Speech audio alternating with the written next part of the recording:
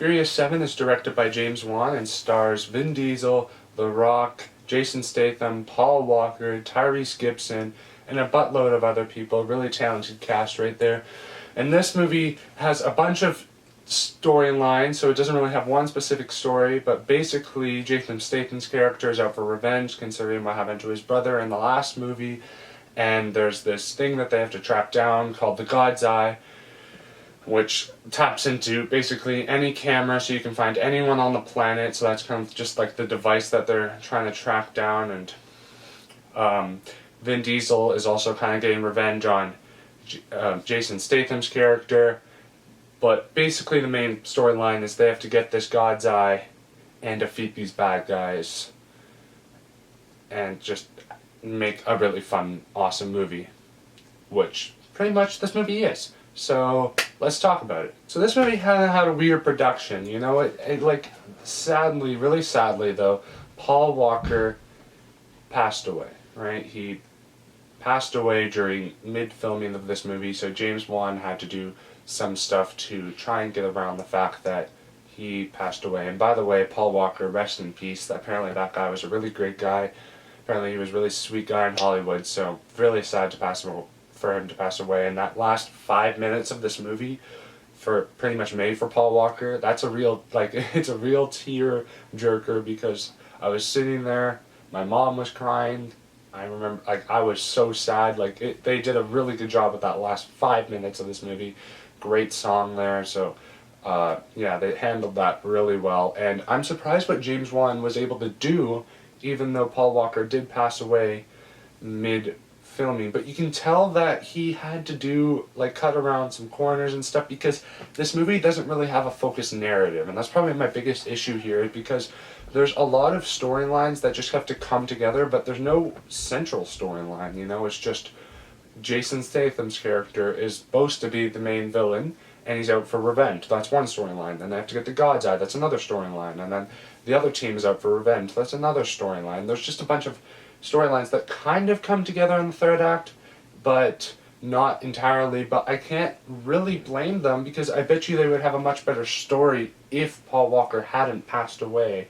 So it's kind of an iffy negative, but it is still one that I do have with this movie. And then obviously a bunch of stuff doesn't make sense, but that's just kind of the Fast and Furious logo. You can't go into these movies expecting a bunch of stuff to make sense, because nothing really in this movie makes sense. Like, people should be dead, or they shouldn't be coming out of their cars when they just fell off a cliff and being, oh, my back hurts, but I'm fine, it's okay. Like, they should be really injured. Or The Rock, even though he's The Rock, shouldn't be able to flex his arm and the cast should come off. But that was honestly just a fun part. And this whole movie is just so fun. I have a really good time with Furious 7. It's one of my favorite Fast and Furious movies. It's just, oh, I love it. It's got a lot of the same humor, and it's fun. I don't love the fact that The Rock kind of got toned down in this movie to a point where he's in the beginning and he's in the end, but he's not really in the middle, which is kind of another negative of mine. So basically that and the narrative is kind of my negatives here, but overall I think this movie is a really fun movie. You know, you got Vin Diesel, who's perfect for this role, and he does a pretty good job here. You know, Tyrese Gibson, always super funny. A lot of people didn't love Jason Statham's character in this movie, and I can see why. He doesn't really have a huge arc as a villain, but I think he's pretty cool, because just for the fact that he's Jason Statham, and I love the guy. So, you know, that was a really good aspect, in my opinion, to the movie. The action, I was interested to see what James Wan was able to do with the action, because James Wan is a big horror movie director. You know, he did Saw, Conjuring 1 and 2, and some other horror movies, so he's kind of that director. So I was wanted to see what he did with the action. And he's not as good as Justin Lin, who did 5 and 6, because James Wan is more quick cut kind of guy, but he still does pretty good job with the action.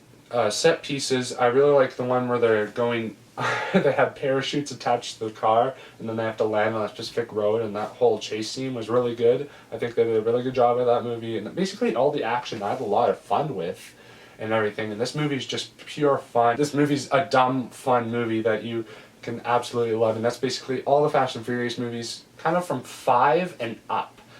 4 and down are kind of a bit more toned down, more street racer kind of movies, but 5 and up are more fun, like popcorn type-esque movies. And this one is definitely one of those. I think it's great. I had a really good time watching it. You got that super emotional ending right there that they nailed absolutely perfectly.